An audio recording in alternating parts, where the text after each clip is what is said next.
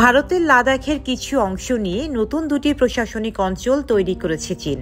দেশটির স্বায়ত্তশাসিত জিনজিয়াং প্রদেশে হিয়ান এবং হেকাং নামে এই দুটি প্রশাসনিক অঞ্চল তৈরির ঘোষণা দেয় স্থানীয় প্রশাসন, যার কিছু অংশ ভারতের ভূখণ্ডে পড়েছে। এসব অঞ্চল চীনে কাউন্টি হিসেবে পরিচিত।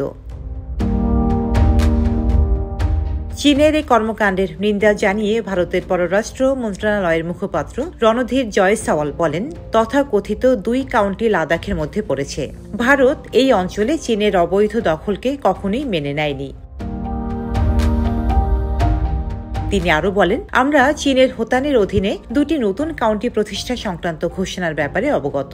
এই তথাকথিত কাউন্টির কিছু অংশ ভারতের কেন্দ্রশাসিত অঞ্চল লাদাখে পড়ে।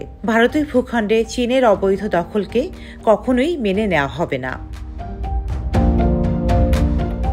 চীনের কমিউনিস্ট পার্টির কেন্দ্রীয় কমিটি এবং স্টেট কাউন্সিল নতুন এই 2টি প্রশাসনিক অঞ্চল তৈরির অনুমোদন দিয়েছে। ভারত ও চীনের সীমান্ত নিয়ে দ্বন্দ্ব এটাই প্রথম নয়।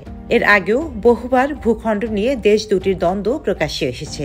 ভারতের ভূখণ্ডকে চীন নিজেদের বলে দাবি করছে বলে মাঝে মধ্যেই অভিযোগ করে ভারত। ভারতের ভূখণ্ডকে চীন নিজেদের বলে দাবি করছে বলে মাঝে মধ্যেই অভিযোগ করে ভারত। ডেস্ক রিপোর্ট, সাম্প্রতিক দেশকাল।